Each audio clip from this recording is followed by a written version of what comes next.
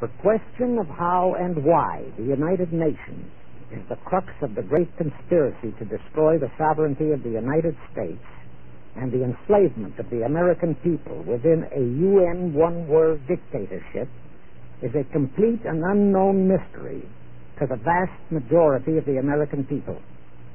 The reason for this unawareness of the frightening danger to our country and to the entire free world is simple. The masterminds behind this great conspiracy have absolute control of all of our mass communications media, especially television, the radio, the press, and Hollywood. We all know that our State Department, the Pentagon, and the White House have brazenly proclaimed that they have the right and the power to manage the news, to tell us not the truth, but what they want us to believe. They have seized that power on orders from their masters of the great conspiracy. And the objective is to brainwash the people into accepting the phony peace bait to transform the United States into an enslaved unit of the United Nations one world government. First of all, bear in mind that the so-called UN police action in Korea, fought by the United States, in which 150,000 of our sons were murdered and maimed, was part of the plot, just as the undeclared by Congress war in Vietnam, in which our sons are dying, is part of the plot, just as the plot against Rhodesia and South Africa, in which our sons will be dying, is part of the UN plot. However, the vitally important thing for all Americans, all you mothers of the boys who died in Korea and are now dying in Vietnam, to know is that our so-called leaders in Washington, whom we elected to safeguard our nation and our Constitution, are the betrayers, and that behind them are a comparatively small group of men whose sole objective is to enslave the whole world of humanity in their satanic plot of one world government. Now, in order to give you a very clear picture of this satanic plot, I will go back to its beginning, clear back in the middle of the 18th century, and name the men who put that plot into action, and then bring you down to the present, today's status of that plot. Now, as a matter of further intelligence, a term used by the FBI, let me clarify the meaning of the expression, "He is a liberal." The enemy, meaning the one-word conspirators, have seized upon that word liberal as a cover-up for their activities. It sounds so innocent and so humanitarian to be liberal. Well, make sure that the person who calls himself a liberal or is described as a liberal is not in truth a red. Now then, this satanic plot was launched back in the 1760s when it first came into existence under the name of the Illuminati.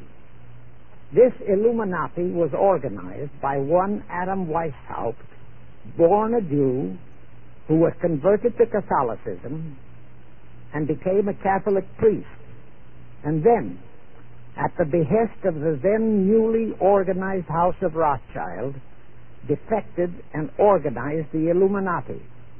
Naturally, the Rothschilds financed that operation. And every war since then, beginning with the French Revolution, has been promoted by the Illuminati, operating under various names and guises.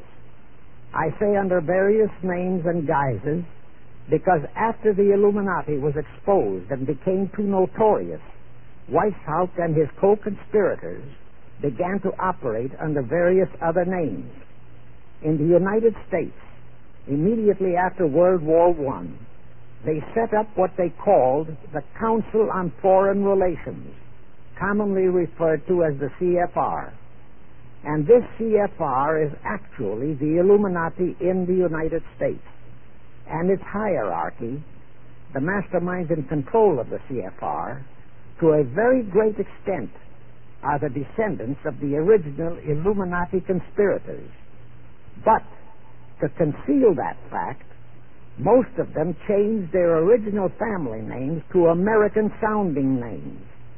For example, the true name of the Dillons, Clarence and Douglas Dillon, once Secretary of the U.S. Treasury Department, is Lepowski.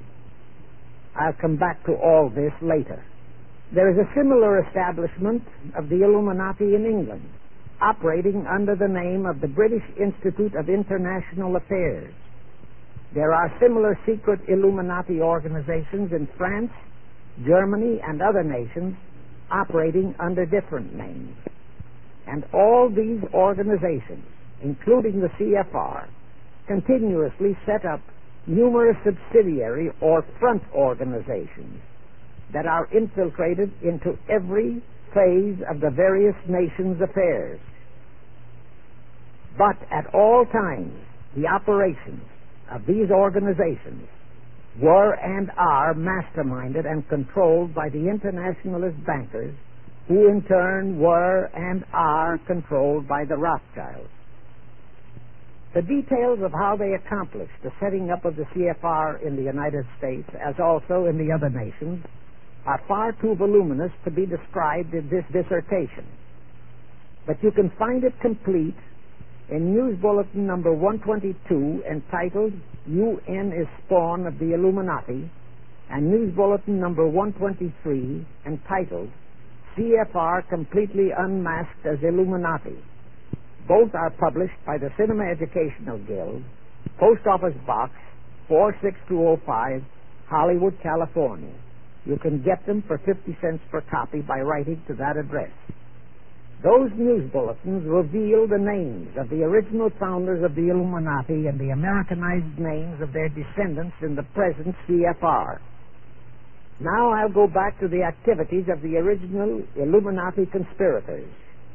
As revealed in News Bulletin number 122, one branch of the Rothschild family had financed Napoleon.